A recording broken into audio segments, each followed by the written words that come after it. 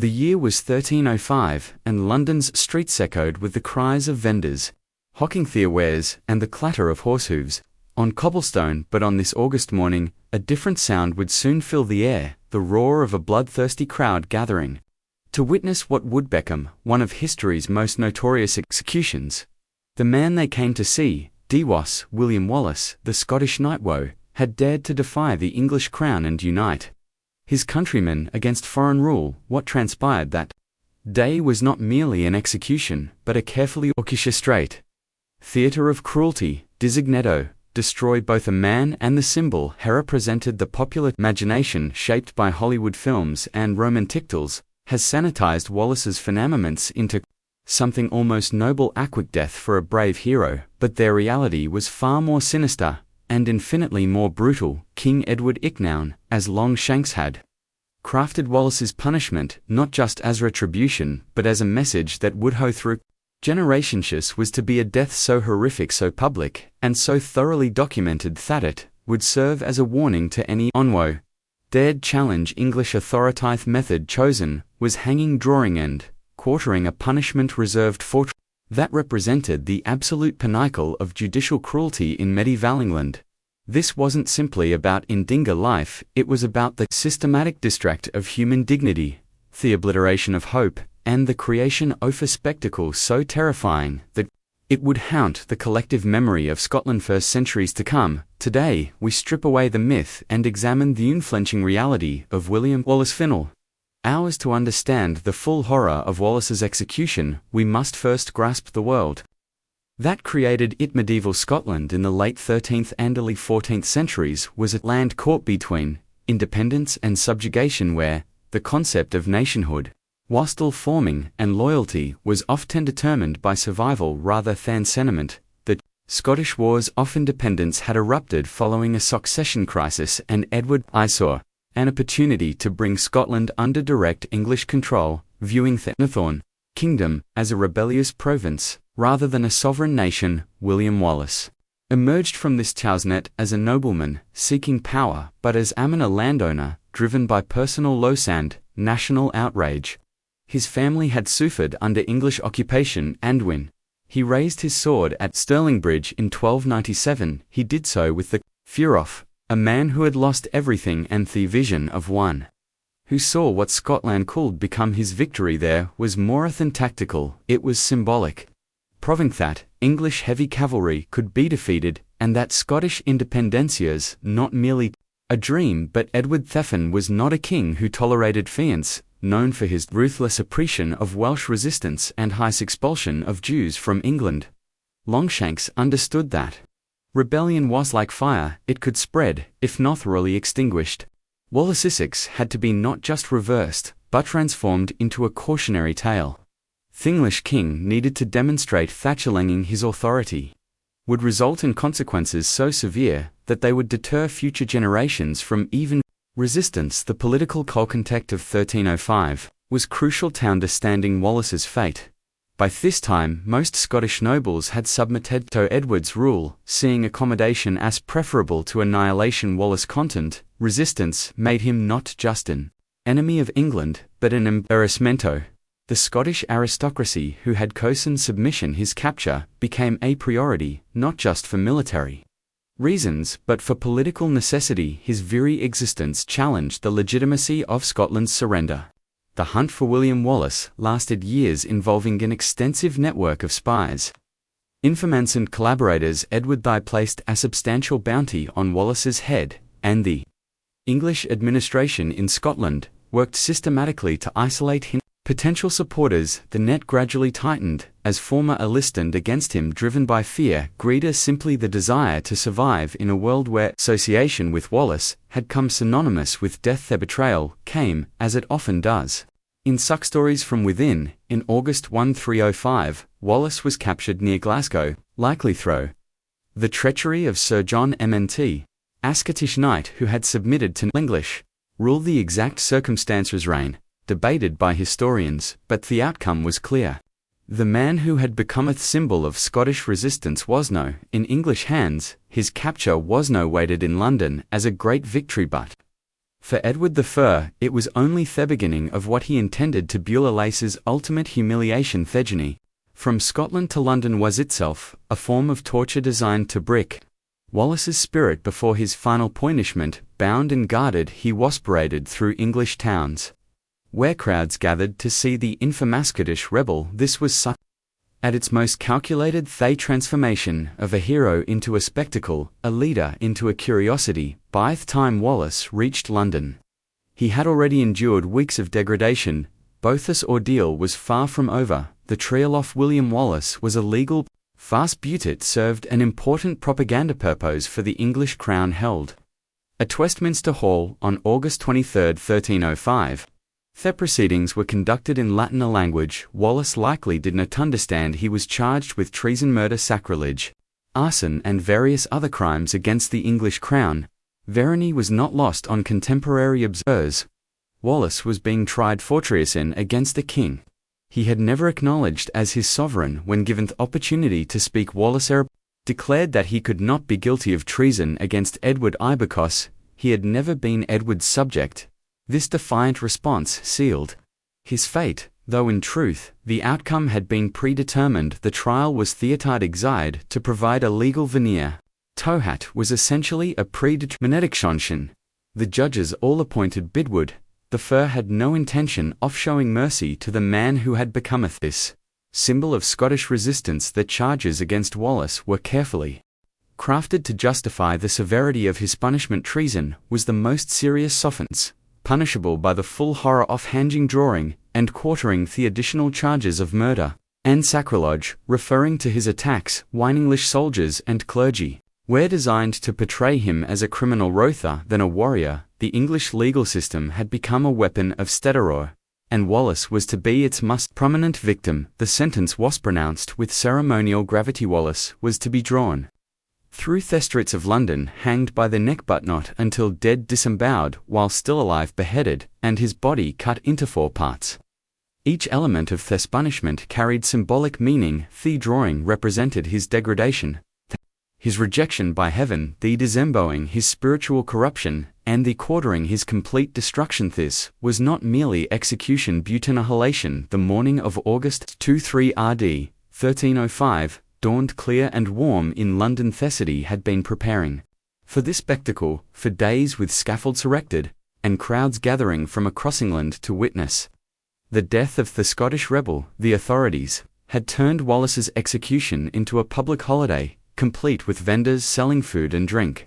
To the assembled masses, this wasn't just about justice, it was entertainment, a reminder of the power of the English crown and the fate that awaited those who dared to challenge it. Wallace was first stripped and bound to a hurdle, a wooden frame that would drag him through the streets of London. The route had been carefully planned to maximize both the humiliation and the spectacle. From the Tower of London, where he had been held, the procession moved through the city's busiest district, ensuring that as many people as possible would witness his degradation. The cobblestones tore at his flesh as he was dragged behind horses, leaving a trail of blood that marked his final journey. The crowds that lined the streets were a mixture of curiosity seekers, English patriots, and those who simply enjoyed witnessing the suffering of others. Medieval executions were public, even serving both as entertainment and as stark reminders of royal power. The spectators jeered and threw refugees at Wallace as he passed,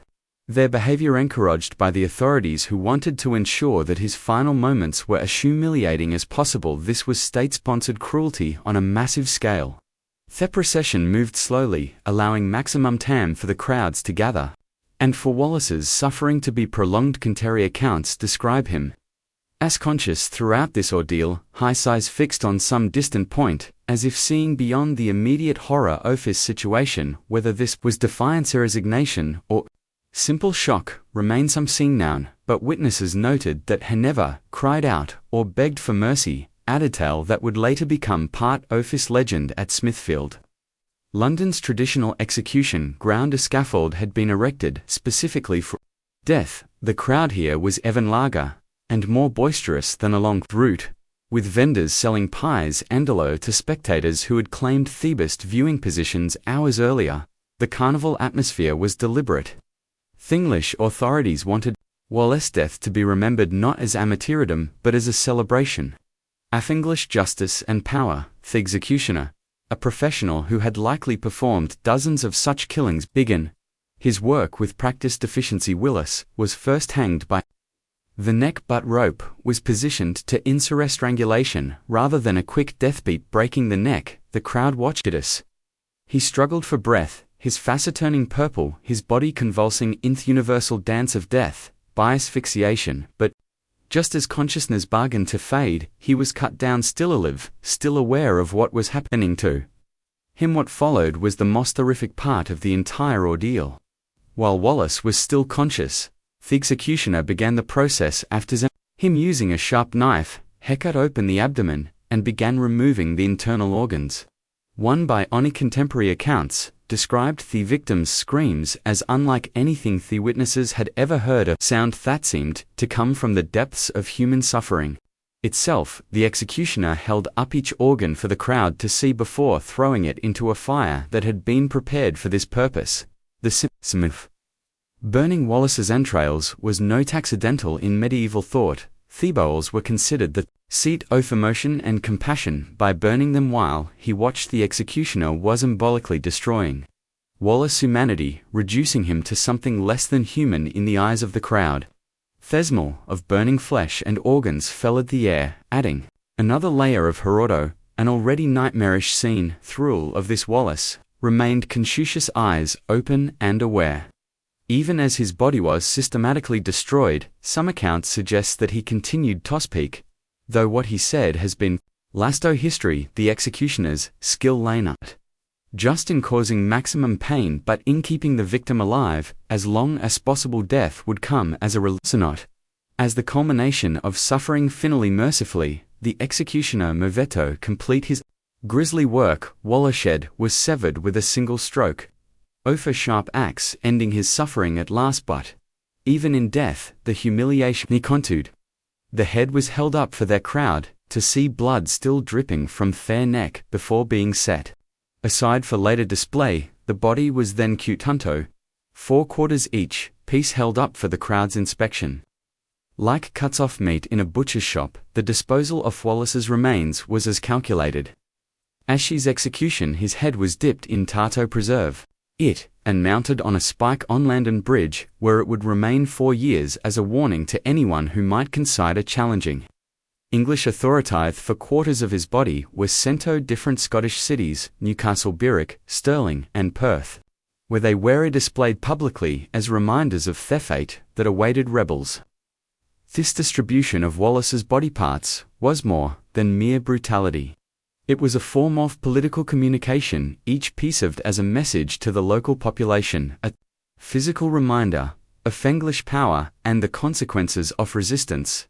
The English understood that symbols could be as powerful as armies, and Wallace's dismembered body became a symbol of English dominance over Scotland. The immediate aftermath of execution was exactly waited. The fun had hoped for, the brutal spectacle had served its purpose. Scottish resistance seemed to crumble in face of such overwhelming demonstrance of English power. Many who had supported Wallace either fled or submitted to English rule, calculating that no cause was worth such a horrific death. The execution had successfully transformed a symbol of resistance into a warning against rebellion. But Edward the Fern had miscalculated the Scottish response to Elise martyrdom. Rather than crushing Scottish resistance, the brutality of Wallace's execution actually strengthened it. The very horror of his death became a rallying cry for those who refused to accept English domination. Robert the Bruce, who would later become the King of Scotland, was reportedly moved to action by the spectacle of Wallace's execution. Seeing in it the true face of English rule, the manner of Wallace's death also influenced the tactics of future Scottish resistance. The lesson was clear: capture by the English mintiture and humiliation beyond imagination. This knowledge led to a more desperate and determined form of warfare where Scottish fighters preferred death in battle to surrender.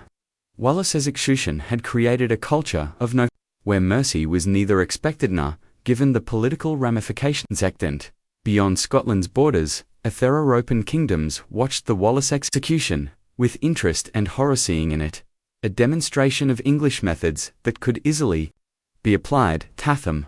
The brutality of the execution became part of England's reputation, contributing to the isolation that would later complicate English foreign policy. Would the first message of strength had been received, but so had the message of the historical documentation of Wallace's execution is extensive, drawn from multiple contemporary sources that provide a remarkably detailed picture of the event. The Lanos Chronicle, written by English monks, describes the execution in clinical detail, noting the crowd's reaction and the duration of Wallace. Sestering these accounts, while biased, the English perspective provided valuable insight into medieval attitudes toward justice and punishment. Scottish sources, though fewer in number, offer a different perspective on the execution. Chronicle of John of Foran Potasuilus as a martyr, who faced death with dignity and courage, emphasizing his refusal to beg for mercy or renounce his cause. These accounts, while perhaps romanticist, reflect the impact of Wallace's death on Scottish national consciousness and the transformation of a military defeat into a moral victory.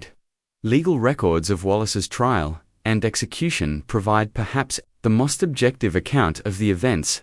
These, preserved in the English National Archives, reveal the careful planning that went into both the trial and the execution. Every detail was documented, from the charges against Wallace to the disposal of his remains, suggesting that the English authorities understood the historical significance of what they were doing. Witness accounts from both English and Scottish observers provide additional layers of detail about the execution.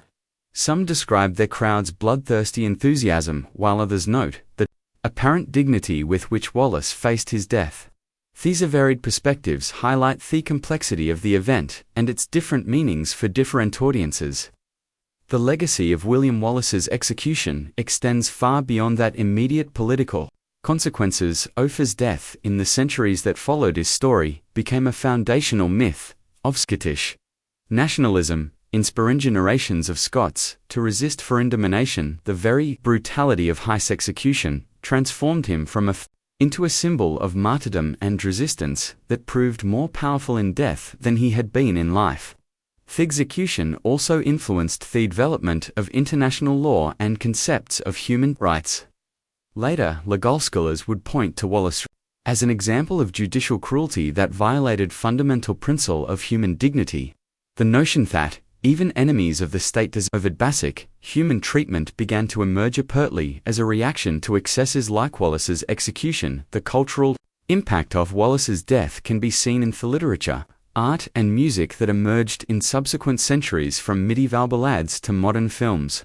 His story has been told and retold, each generation finding new meaning in his sacrifice. The execution scene, in particular, has become a powerful symbol of the struggle between oppression and freedom, tyranny and justice. The psychological impact on the Scottish people was profound and lasting. Wallace's execution created a collective trauma that became part of Scottish cultural identity, a shared memory of suffering that united the nation in ways that military victory alone could not have achieved. The horror of his death became a source of strength, proving that some things were worth suffering for, and that dignity could be maintained even in the face of ultimate degradation.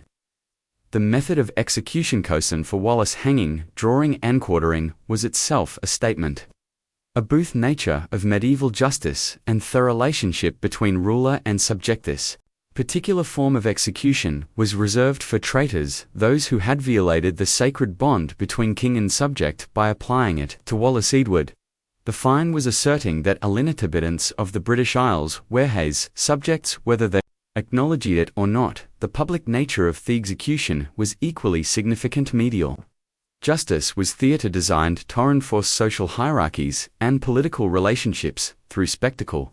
Wallace's execution was perhaps the most elaborate such performance of its era, involving not just the physical destruction of the victim, but the psychological conde of the audience. The crowd was not merely witnessing justice but participating in a ritual of state power. The detailed documentation of the execution suggests that the English authorities understood they were creating a historical moment. The careful recording of every detail, from the root of The procession to the disposal of Thebedy parts indicates that this was intended to be remembered. The execution was not just about punishing Wallace, but about creating a narrative that would serve English interests for generations. Though, come the international dimension, of the execution should not be overlooked. Medieval Europe was an where news travelled quickly and reputation mattered enormously. Wallace's execution was witnessed by foreign dignitaries and reported across the continent, contributing to England's reputation as a power willing to use extreme measures to maintain reputation would influence diplomatic relations for decades to come. As we reflect on the horror of William Wallace's execution, we confront uncomfortable truths about human nature and the exercise of power. The crowds that gathered to watch his not monsters, but ordinary people had been conditioned to accept and even enjoy the systematic destruction of another human being. Their enthusiasm for the spectacle reveals the capacity for cruelty that exists within civilized society when it is given official sanction. The execution also demonstrates quickly the extraordinary can become. The executioner who dismembered Wallace was a professional, skilled in thought of prolonging suffering. The officials who organized the event were following established records for dealing with traitors. The normalization of extreme cruelty is perhaps more disturbing than the cruelty itself, suggesting that civilization is always more fragile than we might believe. The transformation of Wallace from rebel to martyr illustrates the unpredictable nature of political symbolism. Edward the Found intended the execution to demonstrate the futility of resistance, but instead it created a powerful symbol of the nobility of sacrifice for principle, the very excess if the execution contributed to its failure. As a deterrent, the horror was so complete that it became sublime, transcending its immediate purpose to become something larger. The enduring fascination with Wallace's story speaks to our need for heroes who embody our rugged ideals, even in, or perhaps especially in the face of, ultimate suffering. His execution reminds us that greatest victories are sometimes moral rather than military, that dignity can be maintained even when everything goes is stripped away, and that the human spirit can triumph even in the moment of the body's destruction. The story of William Wallace's execution is ultimately a story about the price of freedom and the cost of principle in our comfortable modern world. It is easy to that the liberties we take for granted were purchased with the blood and suffering of those who came before us. Wallace's horrific death serves as a reminder that freedom is never free, and that those who enjoy it have a responsibility to honor the sacrifice of those who died for it today, as we face our own challenges to freedom and human dignity. Wallace's story remains relevant. The methods may have changed, but the fundamental struggle between oppression and liberty continues. His execution reminds us that there are principles worth suffering for, causes worth dying for, and that the choice between freedom and security is one that each generation must make for itself. The blood-soaked cobblestones of medieval London echo still with the message that some things are worth any price, and that the human spirit, even when broken, can still inspire others to carry on the night.